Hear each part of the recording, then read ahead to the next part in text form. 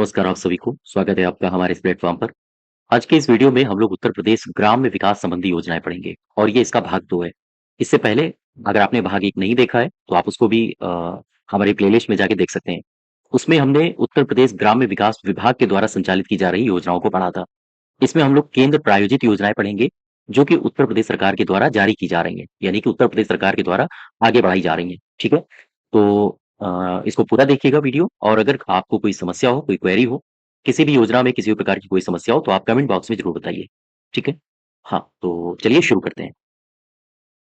इस वीडियो में हम लोग अलग-अलग क्षेत्रों में चलाई जा रही अलग-अलग योजनाओं को पढ़ेंगे। जैसे भारत सरकार के द्वारा ग्रामीण विकास के लिए पेयजल योजनाएँ चलाई जा रही हैं। पेयजल योजनाएँ, समय-समय पर भारत सरकार के द्वारा अलग-अलग योजनाएँ चलाई गई हैं। तो पहले हम लोग पेयजल योजनाएँ पढ़ लेते हैं, इसके बाद फिर आगे पढ़ेंगे अन्य योजनाओं के बारे में। तो पेयजल योजनाओं में आप उत्तर प्रदेश से संबंधित एक डेटा याद रखोगे एसडब्ल्यूएसएन। क्या है ये? एसडब्ल्यूएसएन का मतलब होता है स्टेट वाटर सैनिटेशन मिशन, ठीक है? State water sanitation mission. ये मिशन शुरू किया गया और ये मिशन किस विभाग के द्वारा चलाया जा रहा है? आप बताओगे ये मिशन चलाया जा रहा है नमामि नमामि गंगे नमामि गंगे और ग्रामीण यानी कि रूरल वाटर सप्लाई विभाग, वाटर सप्लाई विभाग के द्वारा उत्तर प्रदेश सरकार का विभाग है ये, ठीक है? उत्तर प्रदेश सरकार के द्वारा ये चलाई जा रही है, ये मिशन चलाया जा रहा है। तो ग्रामीण जलापूर्ति योजनाएँ अलग-अलग समय पे सरकारों के द्वारा अलग-अलग शुरू की गई। जैसे राजीव गांधी राष्ट्रीय पेयजल मिशन के बारे में आपने सुना होगा, है ना? आपने सुना होगा त्वरित ग्रामीण जलापूर्ति कार्यक्रम के बारे में, आपने सुना होगा राज्य जल स्वच्छता मिशन के बारे में, ठीक है? आपने सुना होगा स्वजल धारा के बारे में। तो जितनी भी जल से संबंधित योजनाएँ हैं, हम उनको एक जगह आपको कलेक्ट करके हाँ, रखने का प्रयास पूरा करेंगे। तो चलिए शुरू करते हैं हम लोग एक-एक करके योजनाओं के बारे में। दरअसल योजनाएँ शुरू हुई पंचवर्षीय योजनाओं के पैरेलल यानी कि पंचवर्षीय योजनाएँ जैसे चालू की जाती थी, जैसे पहली पंचवर्षीय योजना, उसमें एक टारगेट फिक्स किया जाता था कि गाँव में पानी पहुँचाना है, गाँव की गरीबी दूर करना है, गाँव में रोजगार देना है। तो इसी आधार पर पेयजल योजनाएँ भी चलाई जा रही थी। तो सबसे पहले आप ध्यान दो, जो प्रथम पंचवर्षीय योजना है, पंचवर्षीय योजना 1951 से लेकर 1956 इस प्रथम पंचवर्षीय योजना के दौरान एक वर्ष आता है 1954। ये मैं जो भी लिख रहा हूँ आप याद रखिएगा ये एग्ज़ाम में पूछे भी गए हैं फैक्ट्स, ठीक है?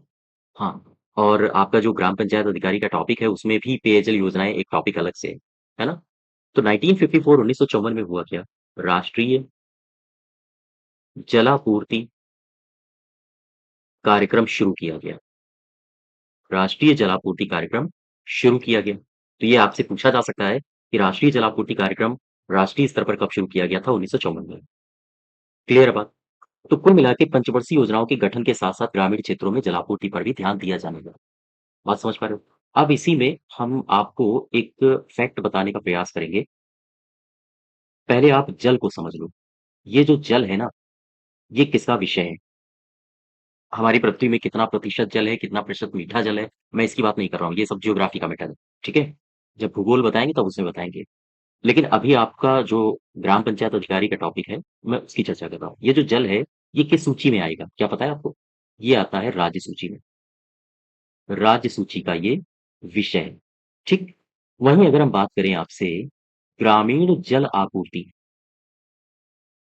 ग्रामीण जलापूर्ति, ये किसका विषय है? तो ध्यान रखिएगा, ये जो है 11वीं अनुसूची का विषय है। अनुसूची का विषय है, ठीक? अब मुझे आप एक बात बताओ, 11वीं अनुसूची में किसका वर्णन है? यहाँ पर वर्णन है पंचायती राज का। तो क्या हम ये कह सकते हैं कि ग्रामीण जलापूर्ति पंचायती राज का विषय है? ठीक है? हाँ, तो ये 2 फैक्ट आप हैं जो याद रखोगे। अब चलिए शुरुआत करते हैं हम लोग त्वरित ग्रामीण जलापूर्ति योजना से। सबसे पहले डालिए हेडिंग त्वरित ग्रामीण जलापूर्ति या जल आपूर्ति, है ना? जलापूर्ति योजना या फिर आप कह सकते हो कार्यक्रम। त्वरित ग्रामीण जलापूर्ति कार्यक्रम। कब शुरुआत हुई इसकी? 1972, 1973 1972-73 में। अच्छा, ये जो त्वरित ग्रामीण जलापूर्ति कार्यक्रम है, आपसे इसका शॉर्ट फॉर्म या फुल फॉर्म भी पूछा जा सकता है, तो तैयार रहिएगा। ARWSP कहा जाता है इसे। ARWSP क्या है? ए फॉर एक्सीलरेटेड यानी त्वरित, ठीक है? एक्सीलरेटेड, क्लियर है बात? अब ग्रामीण आ गया, आर से हो गया रूरल, एक्सीलरेटेड रूरल, डब्ल्यू क्या है? जलापूर्ति यानी कि वाटर, ठीक? एस से हो गया आपूर्ति, सप्लाई, और पी से हो गया प्रोग्राम, है ना? आपसे अगर पूछे कि ARWSP का पूरा नाम क्या है, तो आप बताओगे accelerated rural water supply programme. कब शुरू हुआ? 1972-73 में। हिंदी में क्या नाम है? त्वरित ग्रामीण जलापूर्ति कार्यक्रम। अच्छा, सबसे बड़ा प्रश्न ये आता है, ये क्यों शुरू किया गया? क्या इसकी जरूरत थी? तो ध्यान रखिएगा, जलापूर्ति करनी है तो फिर कोई ना कोई ऐसा क्षेत्र होगा गांव में जहां पर पानी की व्यवस्था नहीं होगी, है ना? तो यहाँ पर ऐसे क्षेत्र, ऐसे समस्याग्रस्त क्षेत्र गांव में जहां पानी की किल्लत हो, पानी की समस्या हो, वहां पर पानी की आपूर्ति करना, यही इसका टारगेट था। तो आप लक्ष्य लिख सकते हो, समस्याग्रस्त, समस्याग्रस्त गांवों में पेयजल आपूर्ति में तेजी लाना, आपूर्ति में तेजी लाना, ठीक है? पेयजल आपूर्ति में तेजी लाना यानी पहले से ही एक योजना चलाई जा रही थी, मैंने अभी आपको बताया ये वाली योजना चलाई जा रही थी, राष्ट्रीय जल आपूर्ति कार्यक्रम। तो जल की आपूर्ति तो हो रही थी, लेकिन उस हिसाब से नहीं हो रही थी, तो फिर एक त्वरित गति से जल आपूर्ति के लिए एक योजना चलाई गई कि तेज गति से जहां पर गाँव में, जिन गाँवों में पानी की समस्या है, उन गाँव में पानी की आपूर्ति की जा सके, ठीक है? तो इसके लिए 1972-73 में समस्याग्रस्त गाँव में पेयजल आपूर्ति में तेजी हो, इसके लिए ARWSP योजना का शुभारंभ किया गया। इसके बाद जैसे-जैसे सरकारें बदली, उन्होंने ये जो पेयजल योजनाएँ चल रही थी, उनको अपने हिसाब से बदलने का प्रयास किया। जैसे हम बात करें 1986 में, 1986 में जो ये पेयजल योजना चल रही थी, इसे मिशन का रूप दे दिया गया। मिशन का रूप दे दिया गया। अच्छा, मिशन का रूप मतलब इसका फिर एक नया नाम डाला गया। नया नाम क्या था? एनडब्ल्यू, इसका नया नाम क्या था? एनडीडब्ल्यूएम। बात समझ पा रहे हो? एनडीडब्ल्यूएम से मेरा सीधा-सा आशय है, इसका मतलब था national drinking water, drinking water, M से क्या है? एम से है मिशन। तो ये जो योजना चलाई जा रही थी, अभी मैंने देखा, त्वरित ग्रामीण जलापूर्ति कार्यक्रम। 1986 आते-आते इसको एक मिशन का रूप दे दिया गया और इसका नया नाम रखा गया एनडीडब्ल्यूएम यानी कि नेशनल ड्रिंकिंग वाटर मिशन। राष्ट्रीय, हिंदी में कहें तो राष्ट्रीय पेयजल मिशन, ठीक? इसके बाद 1991 में इसी को नाम परिवर्तन कर दिया गया। 1991 में इसे राजीव गांधी, राजीव गांधी राष्ट्रीय पेयजल मिशन बना दिया गया, मिशन बना दिया गया। आप बात समझ पा रहे हो? कहाँ से शुरुआत हुई थी? शुरुआत हुई थी त्वरित ग्रामीण जलापूर्ति कार्यक्रम से। और फिर यही त्वरित ग्रामीण जलापूर्ति कार्यक्रम आगे चल के क्या बना 1986 में, इसे एक मिशन का रूप दिया गया और यही बन गया राष्ट्रीय पेयजल मिशन। इसके बाद 1991 में इसी को परिवर्तित कर दिया गया, जैसे-जैसे सरकारें बदल रही थी, सरकारें अपने अनुसार योजनाओं के नाम भी परिवर्तित कर रही थी। जैसे कई सारी योजनाएँ हैं, आपने देखा होगा मुख्यमंत्री योगी आदित्यनाथ ने समाजवादी जो पेंशन योजना चल रही थी उसका नाम बदल दिया, है ना? मोदी जी ने कई सारी योजनाओं के नाम बदले। तो सरकारें अपने अनुसार नाम बदलती रहती हैं। इसी का नाम बदल दिया गया 1991 में राजीव गांधी राष्ट्रीय पेयजल मिशन, ये बना दिया गया और इसे कहा जाने लगा RGNWD, गलत लिख दिया, राजीव गांधी राष्ट्रीय नेशनल हो गया, पेयजल यानी कि ड्रिंकिंग वाटर, ठीक है? और एम फॉर हो गया मिशन। अगर आपसे फुल फॉर्म पूछे तो आप बता सकते हो, Rajiv Gandhi national drinking water mission, इसको शुरू किया गया, ठीक? इसके बाद पानी की तो किल्लत आ ही रही थी समय-समय पर। इसके बाद हुआ क्या? 2002 में 2002 में स्वजल धारा कार्यक्रम की शुरुआत हुई। स्वजल धारा कार्यक्रम की शुरुआत की गई। शुरुआत हुई, ठीक है? और ये जो शुरुआत हुई, दरअसल स्वजल धारा कार्यक्रम के रूप में इसे शुरू किया गया और लगभग-लगभग 2007-2008 तक इसे शुरू रखा गया। 2007-2008 तक इस कार्यक्रम को शुरू किया गया। इसके बाद जैसे-जैसे समय बीता, लगभग 11वीं पंचवर्षीय योजना के आसपास की बात है। 11वीं जो पंचवर्षीय योजना चल रही थी, 11वीं पंचवर्षीय योजना के दौरान 11वीं पंचवर्षीय योजना के दौरान जो ग्रामीण क्षेत्रों के लिए या हम कहें ग्रामीण जलापूर्ति कार्यक्रम चलाए जा रहे थे, उन ग्रामीण जलापूर्ति कार्यक्रमों को परिवर्तित कर दिया गया एकदम से। अच्छा, परिवर्तित करके किया क्या गया? आओ ज़रा समझते हैं। 11वीं पंचवर्षीय योजना के दौरान हुआ क्या? तारीख थी 1 अप्रैल, ये तारीख याद रखिएगा, 2009, ठीक? 1 अप्रैल 2009 हुआ क्या इस दिन? दरअसल ग्रामीण जलापूर्ति कार्यक्रम जलापूर्ति कार्यक्रम और इसके जो भी दिशा निर्देश थे, दिशा निर्देशों को राष्ट्रीय ग्रामीण पेयजल मिशन या हम कहें राष्ट्रीय ग्रामीण पेयजल कार्यक्रम के रूप में संशोधित किए गए रूप में संशोधित किए गए। ठीक, अब ऐसे समझो आप। मैंने कहा कि 11वीं पंचवर्षीय योजना के दौरान 1 अप्रैल 2009 को जो गाँव में जलापूर्ति कार्यक्रम चलाए जा रहे थे, उन सब कार्यक्रमों को एक साथ परिवर्तित कर दिया गया किसमें? राष्ट्रीय ग्रामीण पेयजल कार्यक्रम। याद रखिएगा इसको। राष्ट्रीय ग्रामीण पेयजल कार्यक्रम के रूप में परिवर्तित कर दिया गया। किस तारीख को? 1 अप्रैल 2009 को। तो ये आपके एग्ज़ाम में क्वेश्चन पूछे जा सकते हैं कि राष्ट्रीय ग्रामीण पेयजल कार्यक्रम ये कब आया था अस्तित्व में? गाँव में पेयजल कार्यक्रम के लिए। तो 1 अप्रैल 2009 को। अच्छा, इसका उद्देश्य क्या था? ये जो राष्ट्रीय ग्रामीण पेयजल कार्यक्रम है, इसका उद्देश्य क्या था? इसका उद्देश्य था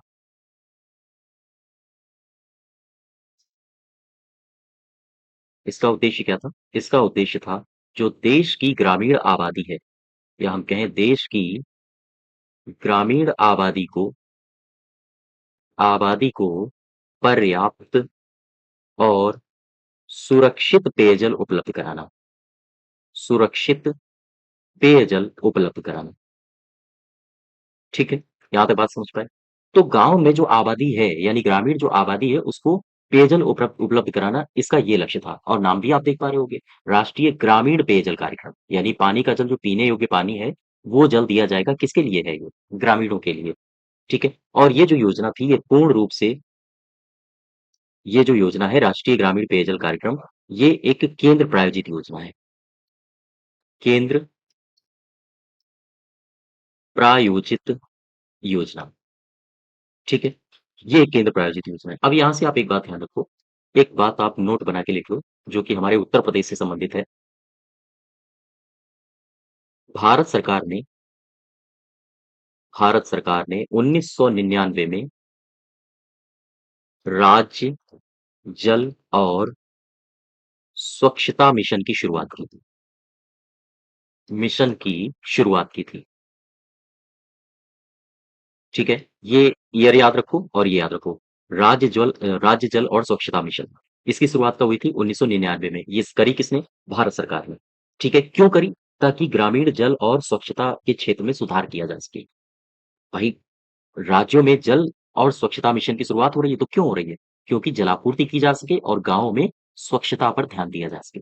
ठीक? इसी की तर्ज पर उत्तर प्रदेश सरकार ने भी इसी वर्ष के दौरान एक योजना शुरू किया या हम कहें एक मिशन शुरू किया। तो ग्रामीण विकास विभाग, ये याद रखो पॉइंट आप, ग्रामीण विकास विभाग उत्तर प्रदेश ने उत्तर प्रदेश ने भी राज्य मिशन शुरू किया। राज्य मिशन का गठन किया या राज्य मिशन को शुरू किया।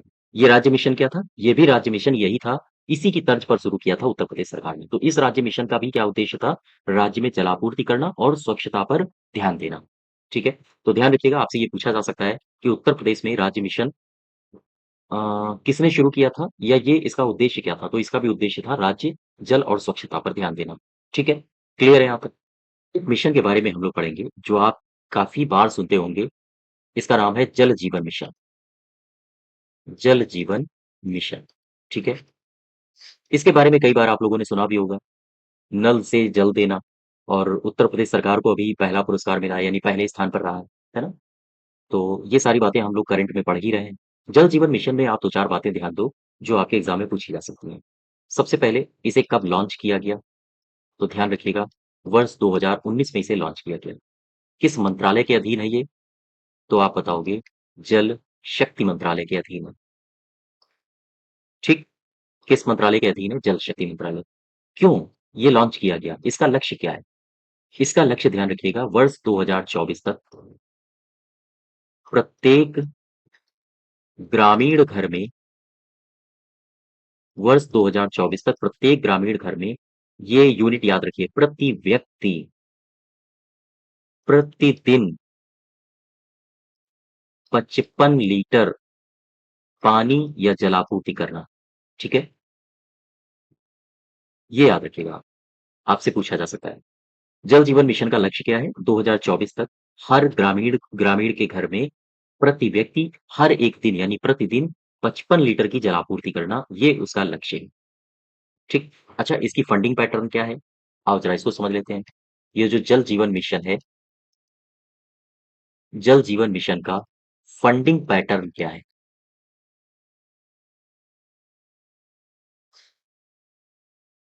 पैटर्न। फंडिंग पैटर्न क्या है? इसमें फंडिंग पैटर्न से मेरा सीधा सा है कि इसमें जो वित्त का वितरण होता है, वो कैसे होता है? आओ समझते हैं। अगर हिमालयी राज्य है और उत्तर-पूर्वी राज्य है, ठीक?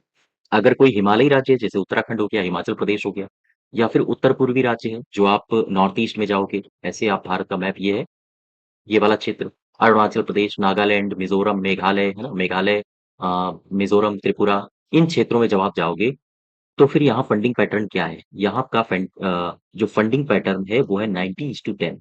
₹90 ₹100 में ₹90 सरकार देती है और ₹10 देता है वहाँ का राज्य। ठीक? दूसरी बात, जो अन्य राज्य हैं, यानी सामान्य राज्य हैं, जहाँ पर कोई ना तो हिमालय है और ना ही वो सेंसिटिव इलाके हैं, तो अन्य राज्यों में फंडिंग पैटर्न क्या है? अन्य राज्यों के लिए फंडिंग पैटर्न ये है 50-50 का, 60-40 का नहीं है, ध्यान दीजिएगा। ये है 50:50, यानी कि यहाँ पर ₹50 राज्य लगाएगा और ₹50 सरकार लगाएगी। दूसरा, तीसरी बात, केंद्र शासित प्रदेशों में फंडिंग पैटर्न क्या है? केंद्र शासित प्रदेशों में फंडिंग पैटर्न क्या है? तो आप बताओगे यहाँ 100% रुपया देगा केंद्र सरकार। तो ये बातें याद रखो, इसमें ये एग्ज़ाम में पूछा गया था, तो यहाँ पर कन्फ्यूज़न बहुत होता है। आम तौर पर हम जो भी योजनाएँ पढ़ते हैं, उनमें 60-40 का रेशियो होता है, तो हम यहाँ भी हाँ, 60-40 लगा के चले आते हैं। ध्यान दीजिएगा, जो जल जीवन मिशन है, जल जीवन मिशन में जो फंडिंग पैटर्न है आपका साधारण राज्यों के लिए, वो है 50-50 का, ठीक है? और अगर हिमालय और उत्तर-पूर्वी की बात करेगा तो 90-10 का है और केंद्र शासित प्रदेशों की बात करेगा तो वहाँ 100% केंद्र ही वहन करता है। क्लियर? अब ज़रा इसको थोड़ा-सा हम करंट से जोड़ के देखते हैं। पीआईबी की रिपोर्ट के अनुसार क्या है ये?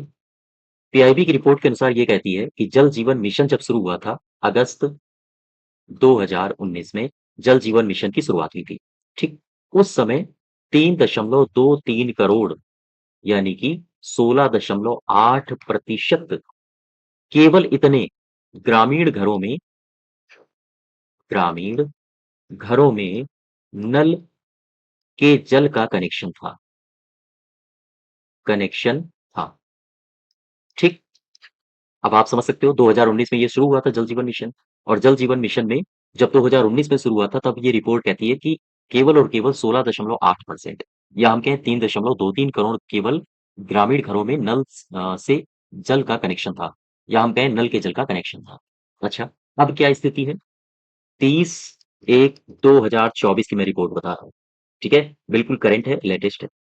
इस समय आज की स्थिति क्या है? आज की स्थिति ये है कि 14.21 करोड़ या हम कहें 73.76%, ठीक है? इतने ग्रामीण घरों में इतने से भी अधिक इतने से अधिक ग्रामीण परिवारों में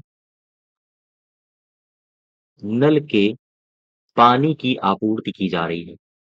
पानी की आपूर्ति की जा रही है। बात समझ पा रहे हो? तो ये दोनों करंट के मैटर हैं, आप याद रखिएगा।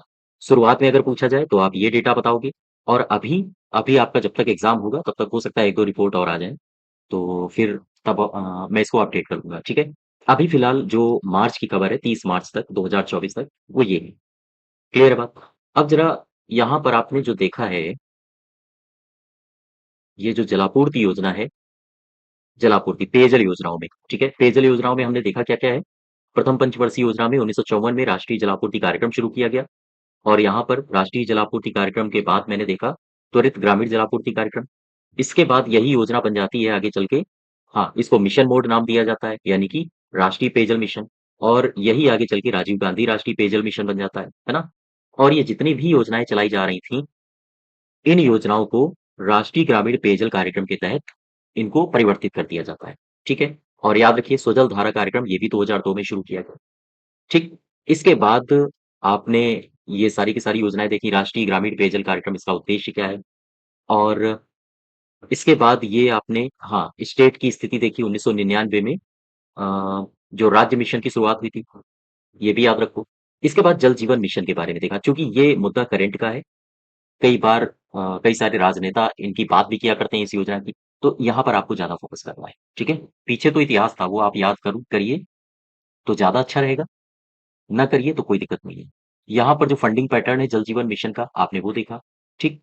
फंडिंग पैटर्न के बाद जो करंट की स्थिति है जल जीवन मिशन की वो ये है।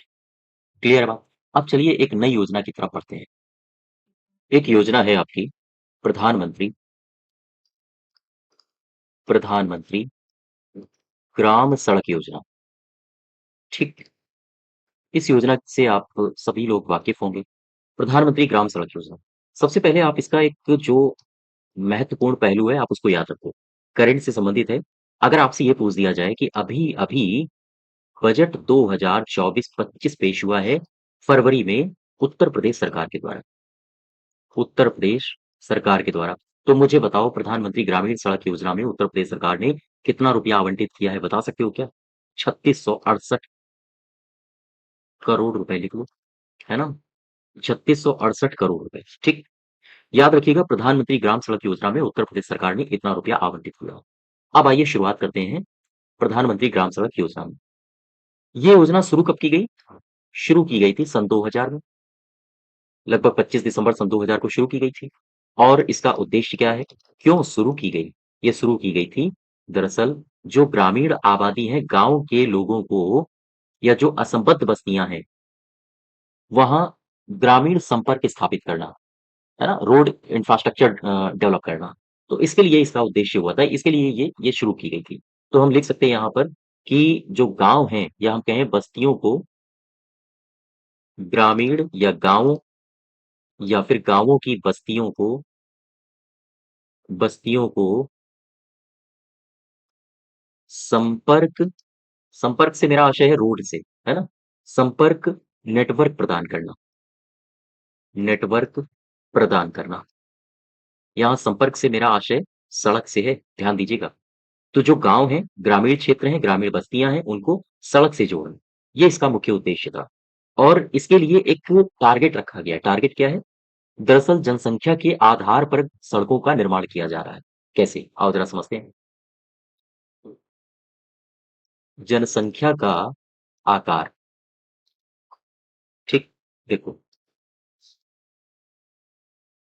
जो मैदानी क्षेत्र हैं, मैदानी क्षेत्र, इस योजना के तहत कहा गया है जो मैदानी क्षेत्र हैं, अगर उन मैदानी क्षेत्रों में कोई गाँव है और उस गाँव में जो आबादी है 500 से ज़्यादा है, तो वहाँ पर ग्रामीण सड़कों का निर्माण किया जाएगा, ठीक है? और दूसरी बात, यहाँ पर कहा गया है अगर कोई उत्तर-पूर्वी राज्य है, उत्तर-पूर्वी से मेरा आशय है नागालैंड, मेघालय वाले, ठीक है? नॉर्थ ईस्ट राज्य है या कोई हिमालयी राज्य है या फिर कोई मरुस्थलीय राज्य है, मरुस्थलीय राज्य वहाँ के जो गाँव हैं और या फिर कोई जनजातीय इलाका है, जनजातीय इलाका। तो अगर यहाँ पर किसी गाँव की आबादी 250 से ज़्यादा है, तो ऐसे क्षेत्रों में सड़कों का निर्माण किया जाए, ठीक है? या यहाँ पर या मैदानी क्षेत्रों में कोई ऐसी बस्ती है, जहाँ की आबादी 500 से ज़्यादा है, तो ऐसे सभी क्षेत्रों में सड़कों का निर्माण किया जाएगा। अगर नॉर्थ ईस्ट वाले क्षेत्र हैं या हिमालयी क्षेत्र हैं या मरुस्थलीय क्षेत्र हैं या जनजातीय क्षेत्र हैं, वहाँ की आबादी अगर केवल 250 से भी ज़्यादा है, तो फिर ऐसे क्षेत्रों में सड़कों का निर्माण किया जाएगा। बात समझ पा रहे हो? तो अब एक बात समझो, ये जो प्रधानमंत्री ग्राम सड़क योजना है, प्रधानमंत्री ग्राम सड़क योजना, ये 3 चरणों में शुरू की गई है। सबसे पहला जो चरण है, प्रथम चरण, ये सन 2000 में शुरू किया गया था। ध्यान दीजिएगा, ठीक है? और जब ये प्रथम चरण सन 2000 में शुरू किया गया था, तो इसमें जो 100% केंद्र प्रायोजित ये योजना थी, केंद्र प्रायोजित योजना के रूप में लॉन्च किया गया, के रूप में इसे लॉन्च किया गया, ठीक? इसके बाद ये जो प्रधानमंत्री ग्राम सड़क योजना है, प्रधानमंत्री ग्राम सड़क योजना, अब ऐसे समझो, ये था प्रधानमंत्री ग्राम सड़क योजना चरण नंबर 1, पहला चरण। अब मैं बात कर रहा हूँ प्रधानमंत्री ग्राम सड़क योजना दूसरा चरण, ठीक? इस दूसरे चरण की शुरुआत कब हुई? क्या बता सकते हो आप? ध्यान रखिएगा 2013 में। प्रधानमंत्री ग्राम सड़क योजना चरण नंबर दूसरा 2013 में इसकी शुरुआत हुई। लक्ष्य क्या रखा गया? इसका लक्ष्य था ग्रामीण सड़क नेटवर्क में, ग्रामीण सड़क नेटवर्क में 50,000, 5 लाख लिख किया क्या? 50,000 किलोमीटर का उन्नयन करना, यानी कि इतनी सड़कें और जोड़ देना, ये इसका टारगेट था। सन 2013 में प्रधानमंत्री ग्राम सड़क योजना का दूसरा चरण शुरू हुआ। ठीक? अब जरा एक बात समझो, जब पहला चरण था ना, तो ये पूरी तरह से केंद्र प्रायोजित योजना थी। इसमें जो फंडिंग होती थी, वो केंद्र करता था। लेकिन दूसरे चरण से मामला बदल गया। मामला ये बदला कि दूसरे चरण से 60-40 का रेशियो हो गया। केंद्र सरकार ₹60 देगी और राज्य सरकार ₹40 देगी। वहीं जो नॉर्थ ईस्ट और हिमालयी राज्य थे, उन राज्यों में केंद्र सरकार ₹90 देगी और जो स्टेट थे, चाहे वो नॉर्थ ईस्ट हो या फिर हिमालयी राज्य हो, वो ₹10 देंगे। यानी कि वहाँ रेशियो था 90-10 का और साधारण राज्यों में रेशियो था 60-40 का। ठीक है? अब देखो जरा तीसरा चरण, इसका तीसरा चरण किसका? प्रधानमंत्री ग्राम सड़क योजना थर्ड, ठीक? प्रधानमंत्री ग्राम सड़क योजना थर्ड, इसका तीसरा चरण। ये कब शुरू हुआ? 2019 में। 2019 में इसको शुरू किया गया, लेकिन इसका टारगेट अब और थोड़ा बढ़ा दिया गया। टारगेट क्या किया गया? जो ग्रामीण कृषि बाजार हैं, ग्रामीण कृषि बाजार, उच्चतर माध्यमिक विद्यालय, ठीक? अस्पताल, इन सभी को प्रमुख ग्रामीण संपर्क मार्ग से जोड़ना, संपर्क मार्ग से जोड़ना, ये इसका लक्ष्य रखा गया, ठीक है? तो ग्रामीण जो कृषि बाजार लगते थे, गाँव में कृषि बाजारें लगती थी, माध्यमिक विद्यालय थे, अस्पताल थे, अगर उनमें सड़कें नहीं हैं, तो इन सबको सड़कों से जोड़ देना और साथ ही साथ एक लक्ष्य रखा गया, लगभग 1,25,000 किलोमीटर सड़कों का निर्माण करना, ठीक है? और इसकी जो अवधि है तीसरे चरण की, ये 2019-20 से 2024-25 तक इस लक्ष्य को पूरा किया जाना निर्धारित किया गया है। यहाँ तक बात समझ पा रहे हो? तो अभी जो प्रधानमंत्री ग्राम सड़क योजना आपने पढ़ी है, प्रधानमंत्री ग्राम सड़क योजना, इसमें आपने क्या-क्या देखा और आपको याद क्या-क्या रखना है? सबसे पहले तो आपको यही केवल याद रखना है कि ये शुरू कब हुई थी और इसमें बजट कितना था, ठीक है? मतलब अभी बजट इस वर्ष कितना दिया गया है। और दूसरी बात, ये आप क्राइटेरिया याद रखो। मैदानी क्षेत्रों में 500 से ज़्यादा आबादी है, तो ऐसे इलाकों को सड़कों से जोड़ा जाएगा। नॉर्थ ईस्ट, हिमालयी और मरुस्थलीय और जनजातीय क्षेत्रों में यदि 250 से ज़्यादा आबादी है, तो ऐसे क्षेत्रों को सड़कों से जोड़ा जाएगा। ये इसका लक्ष्य है। इसके बाद इसके चरण हैं। प्रधानमंत्री ग्राम सड़क योजना फेज़ 1, फेज़ 2 और फेज़ 3। प्रधानमंत्री ग्राम सड़क योजना फेज़ 1 क्या है? जब शुरू हुई थी तभी फेज़ 1 शुरू हुआ, ठीक है? फेज़ 2 2013 में शुरू हुआ। लक्ष्य क्या है? 50,000 किलोमीटर सड़कों का उन्नयन करना और जोड़ना। इसके बाद फेज़ 3 शुरू हुआ। इसका लक्ष्य क्या था? बाजार, अस्पताल और स्कूलों को भी इसकी जद में लाया गया और यहाँ पर ये लक्ष्य निर्धारित किया गया कि लगभग 1,25,000 सड़कों को हम और समेकित करेंगे। बात समझ पा रहे हो? और ये टारगेट कब तक फिक्स किया गया है? 2024-25 तक इसको पूरा किया जाना ये निर्धारित किया गया है। यहाँ तक बात समझ पा रहे हो आप? ठीक है। नेक्स्ट देखो, एक योजना आपने सुनी होगी मनरेगा। मनरेगा, ठीक है। इसको क्या कहा जाता है? इसको कहा जाता है महात्मा गांधी राष्ट्रीय रोजगार गारंटी अधिनियम। गारंटी अधिनियम, महात्मा गांधी राष्ट्रीय रोजगार गारंटी अधिनियम, मनरेगा। तो आइए शुरुआत करते हैं मनरेगा की। सबसे पहले मुझे बताओ इसकी शुरुआत कब हुई थी? इसकी शुरुआत कब हुई थी? तो आप बताओगे 2 फरवरी 2006 को। ठीक है, ये डेट याद रखिएगा आप। पूर्व नाम इसका क्या था? इसका पहले नाम क्या था? आप बताओगे। इसका पहले नाम था राष्ट्रीय रोजगार गारंटी योजना। ठीक है, राष्ट्रीय रोजगार गारंटी योजना, ये इसका पहले नाम था।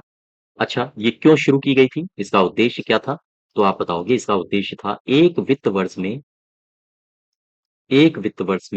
कम से कम 100 डेज 100 दिनों का रोजगार करना, प्रदान देना या रोजगार देना। ठीक है, ये करना हटा दो। तो एक वित्त वर्ष में कम से कम 100 दिनों का रोजगार प्रदान करना, ये इसका लक्ष्य था।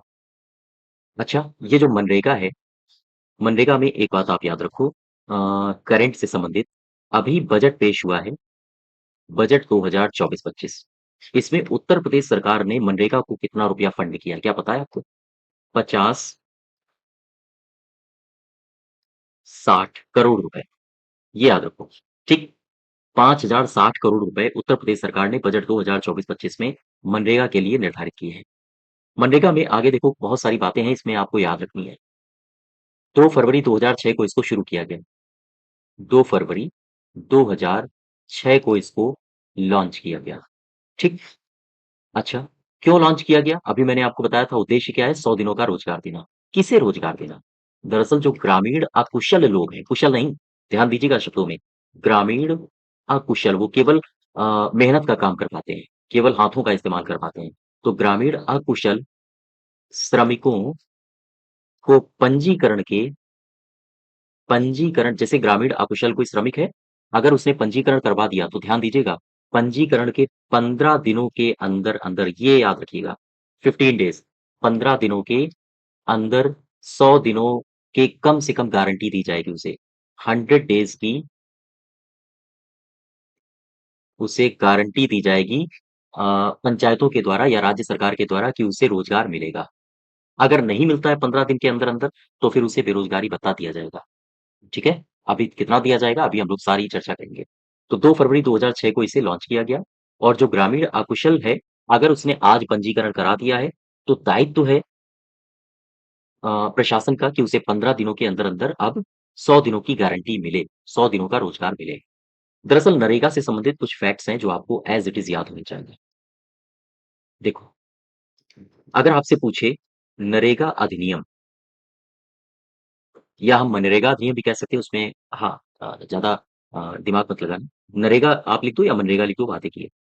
चूँकि 2009 से इसका नाम बदल दिया गया था। नरेगा अधिनियम ये कब लॉन्च हुआ? अगर आपसे ये पूछते, तो आप बताओगे अगस्त 2005 में। ठीक, समझना? और अगर हम आपसे ये कहें कि जो मनरेगा है, मनरेगा या नरेगा योजना, ये कब लॉन्च हुई? तो आप बताओगे फरवरी 2006 से। ठीक? दोनों बातें समझ गए? अगर यहाँ पर आपसे पूछ दे कि अधिनियम कब लॉन्च हुआ, तो 2005 अगस्त बताओगे आप। लेकिन वहीं अगर मनरेगा योजना पूछ दे, अधिनियम और योजना इन दोनों शब्दों को पकड़ के रखना है। अगर आपसे योजना पूछ दे, तो आप बताओगे फरवरी 2006। ठीक? एक बात और याद रखना, 2009 में नरेगा नाम बदल दिया गया, बदल कर मनरेगा कर दिया गया। महात्मा गांधी इसमें जोड़ दिया गया था, माँ से सीधा-सा आशय है महात्मा गांधी। और एक बात समझो, मनरेगा के तहत जो काम चाहता है, यानी काम चाहने वाले व्यक्ति को, मनरेगा के तहत काम चाहने वाले व्यक्ति को ग्राम पंचायत के तहत पंजीकृत होना चाहिए। के तहत पंजीकृत होना चाहिए। ठीक, ये शब्द आपके एग्जाम में महत्वपूर्ण है। मनरेगा में जो भी काम करने का इच्छुक होगा उसे कहाँ पंजीकरण होना चाहिए उसका? ग्राम पंचायत में। बात समझ पा रहे हो? इन शब्दों को आप पकड़ के चलिए। अच्छा, अब देखो एक बात, अगर हम बात करें मनरेगा में ग्राम पंचायतों की भूमिका क्या होती है? ये इंपॉर्टेंट टॉपिक है, आपके लिए कथन कारण में पूछा जा सकता है। मनरेगा में ग्राम पंचायतों की भूमिका, पंचायतों की भूमिका क्या हो सकती है? ग्राम पंचायतों की भूमिका, आओ जरा समझते हैं। सबसे पहली भूमिका कि जो पंजीकरण का काम है, पंजीकरण और जॉब कार्ड जारी करना, ये किसका काम है? हाँ, ये इसी का काम है। दूसरा, कार्य का आवंटन करना, ये किसका काम है? इसी का काम है।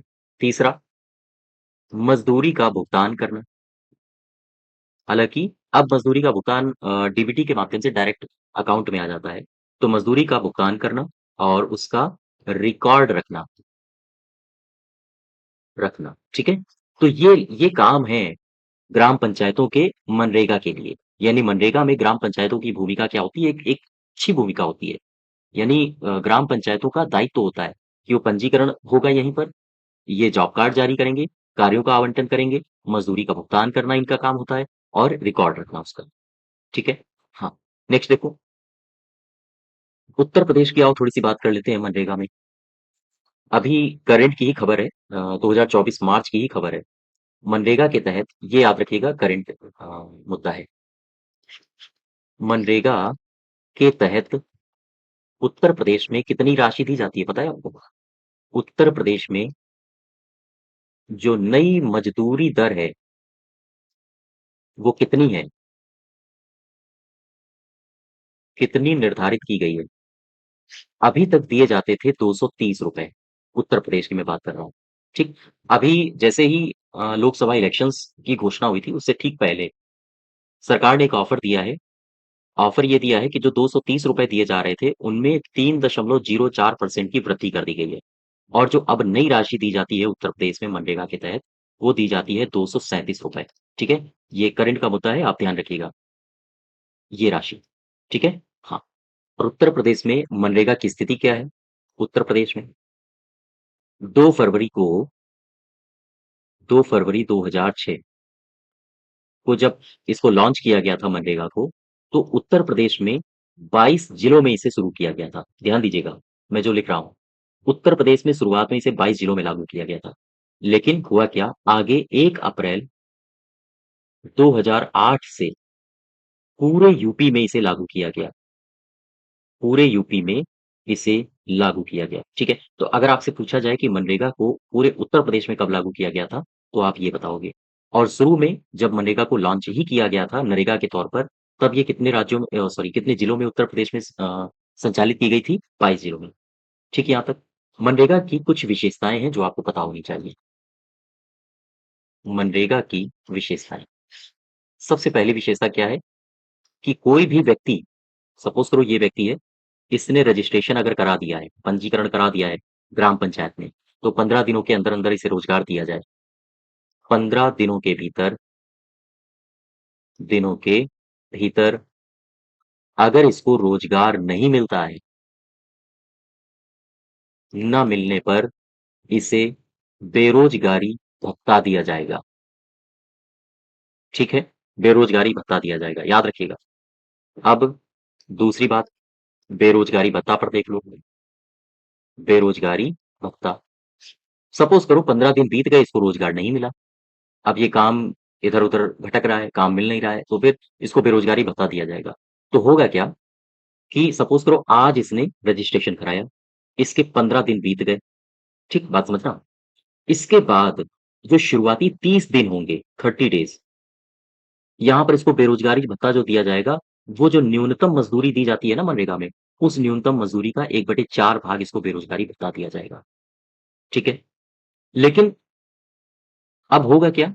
अगर 30 दिन और बीत जाएँ, ये 30 दिन बीत गए, 30 दिन के बाद भी अगर इसका समय बीत जाए, तो फिर जो न्यूनतम मज़दूरी होगी, उसका 1/2 फिर बेरोज़गारी भत्ता दिया जाएगा। यानी कि जैसे-जैसे ये घर में बैठा रहेगा बेरोज़गार, रजिस्ट्रेशन के बाद, वैसे-वैसे इसका बेरोज़गारी भत्ता बढ़ता जाएगा।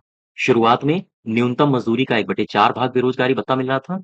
इसके बाद जैसे ही 1 महीना बीत जाएगा, तो न्यूनतम मज़दूरी का 1/2 बेरोज़गारी भत्ता मिलने लगेगा। ठीक है? और जब बैठे-बैठे इसको बेरोज़गारी भत्ता मिलेगा, तो प्रधान कहीं न कहीं हाँ, हरकतों में आएगा और फिर इसको बुला लेगा। बोलेगा ठीक है आओ, वापस आओ, तालाब खुदाई चल रही है, चलो आओ, है ना? हाँ, तो ख़ैर ये सारी बातें आप चाहो तो याद रखना या फिर मैटर नहीं करती हैं आपके लिए, ठीक है? ये भी हटा दीजिए। ये बात आप याद रखो, दूसरी बात। कौन-सी है? जो मनरेगा में काम करने वाले लोग होंगे ना, उनमें जो महिलाएँ होंगी, ये अनिवार्य है कि महिलाएँ 1/3 होनी चाहिए, याद रखिएगा इसको। और तीसरी बात आप याद रखोगे, जो काम होगा, वो आपके यहाँ से 5 किलोमीटर के दायरे में आपको काम उपलब्ध कराया जाएगा। अगर 5 किलोमीटर का दायरा आप लाँघ रहे हो, तो फिर आपको यात्रा भत्ता दिया जाएगा। यानी कि सपोज़ करो आपका ये घर है, पंचायत कार्यालय है, यहाँ से आप 5 किलोमीटर के आसपास ही काम दिलाओगे, प्रधान का ये कर्तव्य है। अगर 5 किलोमीटर के बाहर ये वर्कर चला गया, तो फिर उसे यात्रा भत्ता दिया जाएगा। ठीक है? और महिलाओं की संख्या कितनी होगी? होनी चाहिए 1/3 वर्कर्स में। और कितने दिनों के अंदर-अंदर उसे रोज़गार दिया जाए? 15 दिनों के अंदर-अंदर उसे रोज़गार दिया जाए, अदरवाइज़ वो बेरोज़गारी भत्ता का हकदार हो जाएगा। ठीक? क्लियर है बात? तो मनरेगा से आपको अब याद क्या-क्या रखना है? आओ ज़रा एक बात समझ लेते हैं। सबसे पहले जो ये शुरू की गई है, वो तो सबको पता होगा। 100 दिनों का रोज़गार दिया जाता है। अब इसमें जो नया क्या है, याद रखनी है। नया ये है कि अ, नाम बदल कर ये कर दिया गया हाँ, नया ये है, मनरेगा के तहत जो रजिस्ट्रेशन होगा, ग्राम पंचायत के तहत पंजीकरण होना चाहिए। ठीक? आप एक बात ये याद रखो। दूसरी बात ये है, ये वाला पॉइंट, उत्तर प्रदेश के परिप्रेक्ष्य में। उत्तर प्रदेश में कितनी मनरेगा के तहत कितना रुपया मिल रहा है? पहले 230 मिलता था। अभी चुनाव के पहले घोषणा की गई है, 3.04% रुपए बढ़ा दिए गए हैं। अब ₹237 दिए जा रहे हैं। ठीक है? याद रखोगे ये बातें। और उत्तर प्रदेश में 22 जिलों में पहले शुरू हुई थी और 1 अप्रैल 2008 से इसको उत्तर प्रदेश के पूरे जिलों में यानी समस्त उत्तर प्रदेश में इसको लागू कर दिया गया। ठीक? यहाँ तक आप याद रखें। बाकी बातें आपकी अंडरस्टैंडिंग के लिए। अब नेक्स्ट देखो एक और योजना है, वो भी आप समझ लो। प्रधानमंत्री प्रधानमंत्री आदर्श ग्राम योजना। आदर्श ग्राम योजना। प्रधानमंत्री आदर्श ग्राम योजना। तो इसके बारे में आप सबसे पहले ध्यान रखो, इसकी शुरुआत कब हुई थी? इसकी शुरुआत हुई थी 2009-10 में। ठीक? क्यों शुरुआत हुई? क्या उद्देश्य है इसका? 3-4 बातें तो एकदम रटी होनी चाहिए आपको। क्या उद्देश्य है इसका? उद्देश्य है अनुसूचित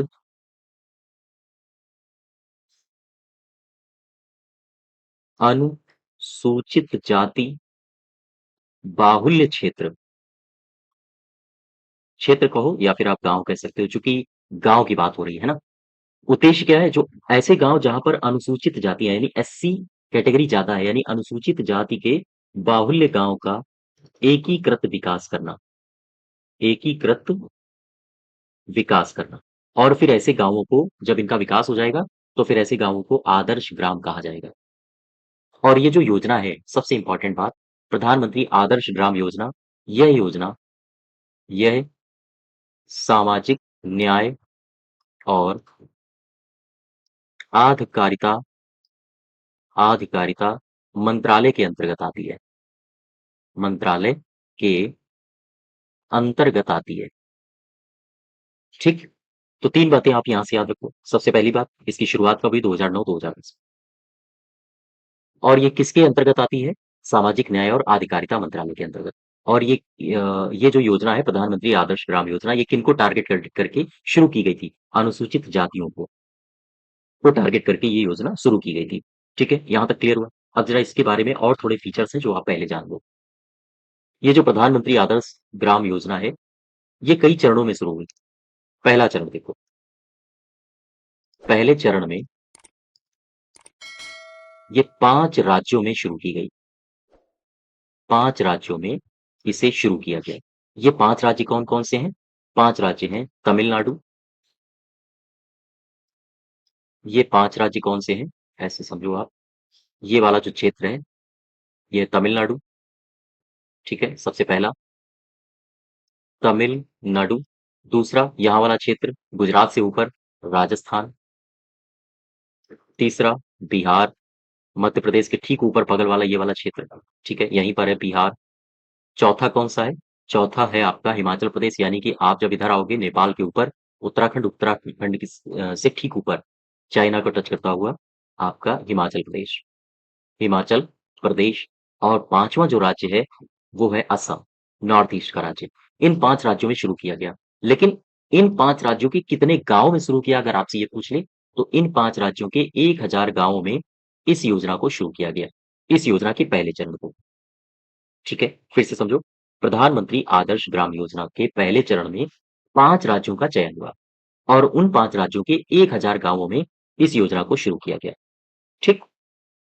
क्लियर? अच्छा, अब देखो, हुआ ये कि 2014-15 में इसमें कुछ राज्य और जोड़े गए।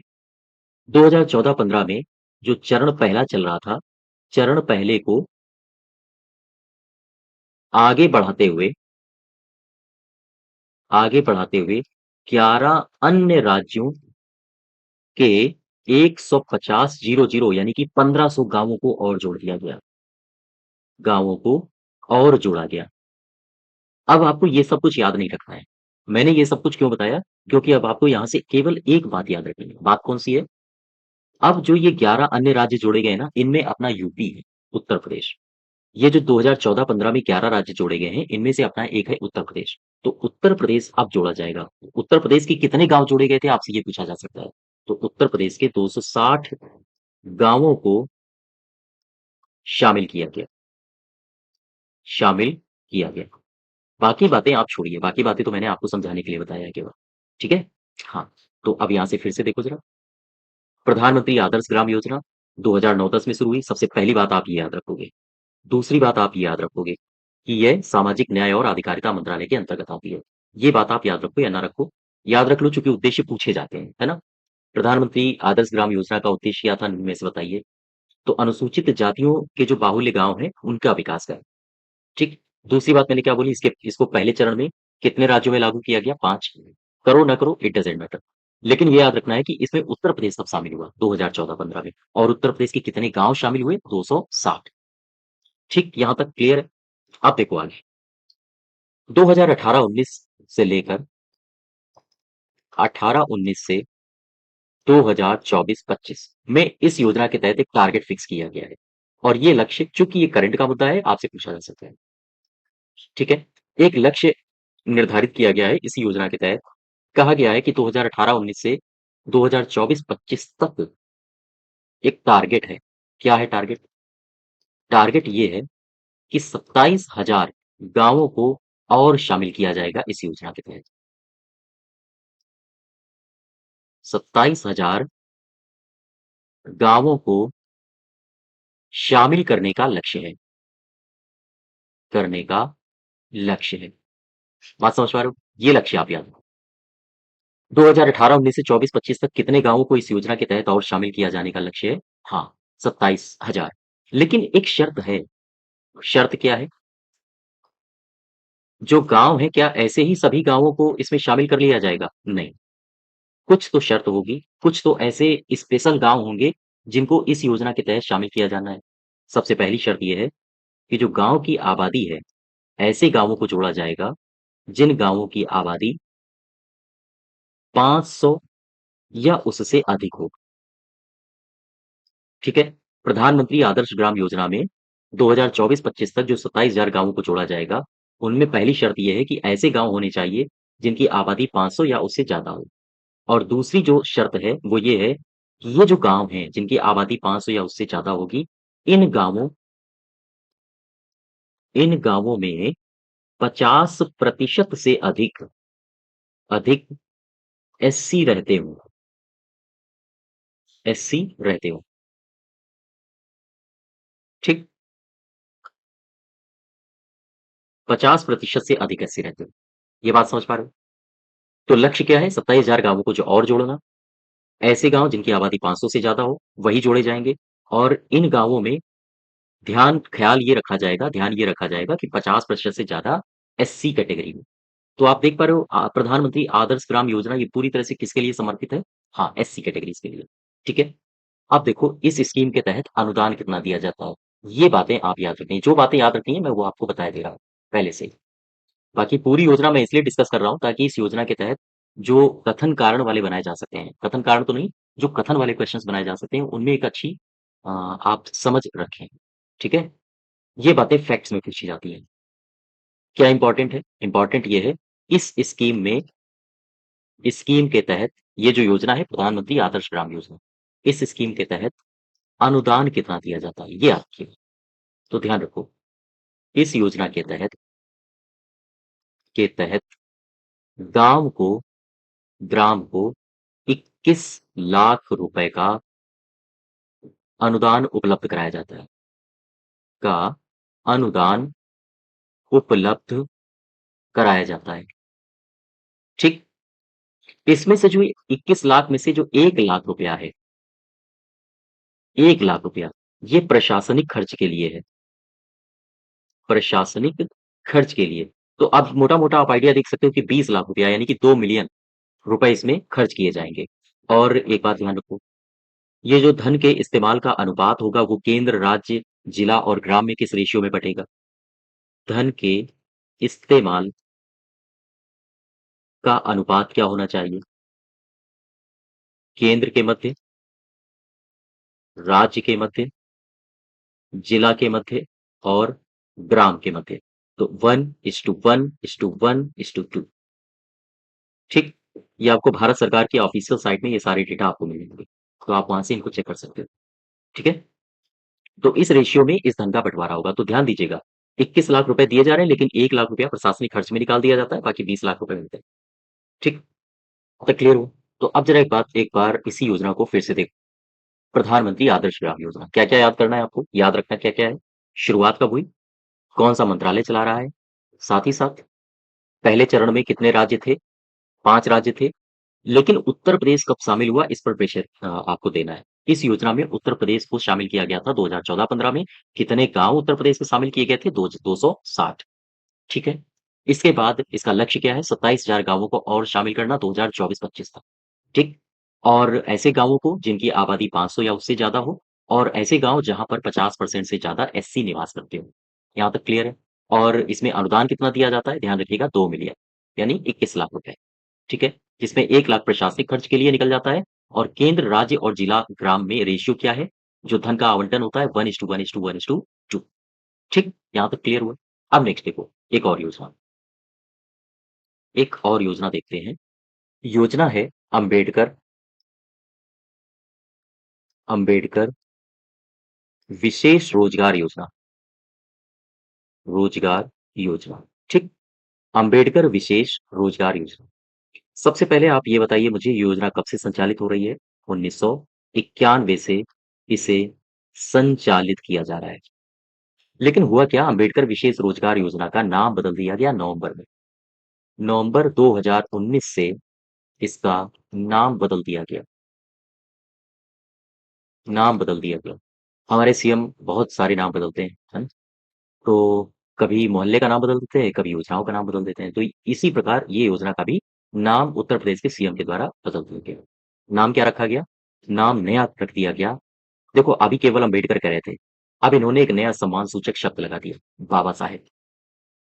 बाबा साहेब, ठीक? बाबा साहेब अम्बेडकर रोजगार प्रोत्साहन योजना। प्रोत्साहन ऐसे लिखेंगे, हाँ, ठीक। प्रोत्साहन योजना, ये इनका नाम कर दिया गया। बात समझ पा रहे हो? तो अगर आपसे पूछा जाए कि बाबा साहेब अम्बेडकर रोजगार प्रोत्साहन योजना कब शुरू हुई? तो आप क्या बताओगे? 2019। बात समझ पा रहे हो आप हमारी? लेकिन वहीं अगर आपसे पूछ दे कि अम्बेडकर विशेष रोजगार योजना कब शुरू हुई? तो आप बताओगे 1991। ठीक? यहाँ तक क्लियर? अब देखो, ये जो योजना है, ये किस मंत्रालय के द्वारा या किस विभाग के द्वारा संचालित है? तो आप बताओगे ये योजना, ये अम्बेडकर विशेष रोजगार योजना या फिर बाबा साहेब अम्बेडकर रोजगार प्रोत्साहन योजना, दोनों की ही मैं बात कर रहा हूँ, ठीक है? तो ये जो योजना है, ये किस मंत्रालय या विभाग के द्वारा संचालित है?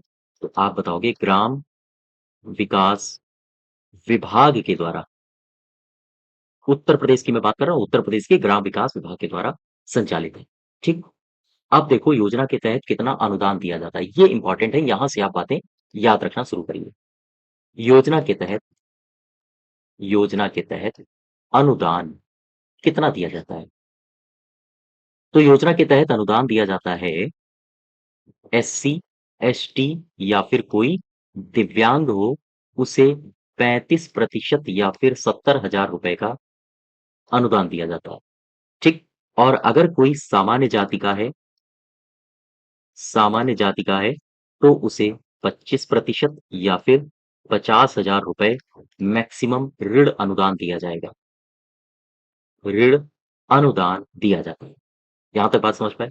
तो अगर आपसे पूछा जाए कि बाबा साहेब अम्बेडकर रोजगार प्रोत्साहन योजना के अंतर्गत एससी, एसटी या दिव्यांग को कितना प्रतिशत अनुदान दिया जाता है, तो आप 35 बताओगे। मैक्सिमम रुपए में कितना अनुदान दिया जाएगा, तो आप 70,000 बताओगे। ठीक। वहीं सामान्य की अगर हम बात करें तो प्रतिशत में 25,000 बताओगे, सॉरी 25% बताओगे, और रुपए में 50,000 ऋण अनुदान। ठीक है। अब जरा एक बात और समझो इसमें। बात ये है कि अगर कोई व्यक्ति है, ये कह रहा है कि मुझे बाबा साहब अम्बेडकर वाली जो योजना चलाई जा रही है, मुझे उसका लाभार्थी बनना है। तो सरकार कहती है कि ठीक है भाई, आप बन जाइए लाभार्थी, हम आपको पैसे दे देंगे, अनुदान भी दे देंगे, लेकिन आपको कुछ शर्तें हमारी माननी पड़ेंगी। बोला क्या? तो राज्य सरकार ने कहा कि आपको सबसे पहले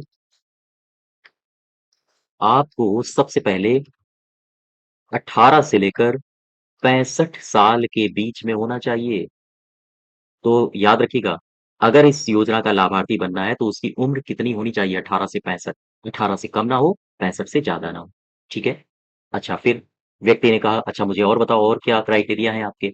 तो सरकार कहती है कि भैया लाभ तो उसी को मिलेगा। लाभ किसे मिलेगा? उसी को मिलेगा जिसके परिवार की वार्षिक आय 2 लाख रुपए से ज़्यादा ना हो। 2 लाख रुपए से ज़्यादा ना हो। ठीक है? ये 2 क्राइटेरियाज़ आप फ़ॉलो कर दीजिए, हम आपको इसका लाभार्थी बना देंगे। ठीक? तो ये योजना है हमारी अंबेडकर विशेष रोज़गार योजना। अंबेडकर विशेष रोज़गार योजना आपसे पूछा जाए कब शुरू हुई? 1991 में। कब इसका नाम परिवर्तन हुआ? 19 में। नाम क्या परिवर्तन हुआ? बाबा साहेब अम्बेडकर रोज़गार प्रोत्साहन योजना किस विभाग के द्वारा चलाई जा रही है? तो आप ये याद रखोगे। और अगर आपसे अनुदान पूछ लिया जाए तो आप बताओगे एससी, एसटी या दिव्यांग को 35% या 70,000 रुपए, सामान्य जाति को 25% या 50,000 रुपए का ऋण अनुदान दिया जाता है।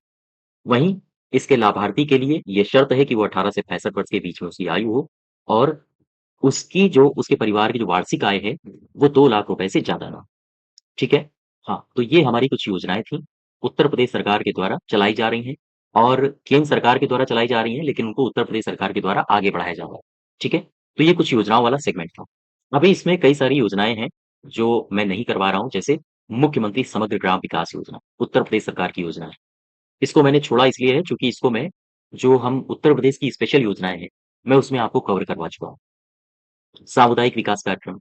सामुदायिक विकास कार्यक्रम मैंने इसलिए छोड़ दिया है क्योंकि इस योजना को जब मैंने पॉलिटी आपको पढ़ाया है ग्राम पंचायत अधिकारी के लिए, तो आप हमारी प्लेलिस्ट में जाके देख सकते हो। जो पंचायती राज का उद्भव जब हम पढ़ा रहे थे, तो वहाँ इस योजना को मैंने डिस्कस किया है। मैंने एक योजना और छोड़ी है, राष्ट्रीय ग्राम स्वराज अभियान। ठीक? इस योजना को मैं आगे डिस्कस करूँगा क्योंकि इसमें बहुत सारा करंट कंटेंट जुड़ेगा। ठीक है?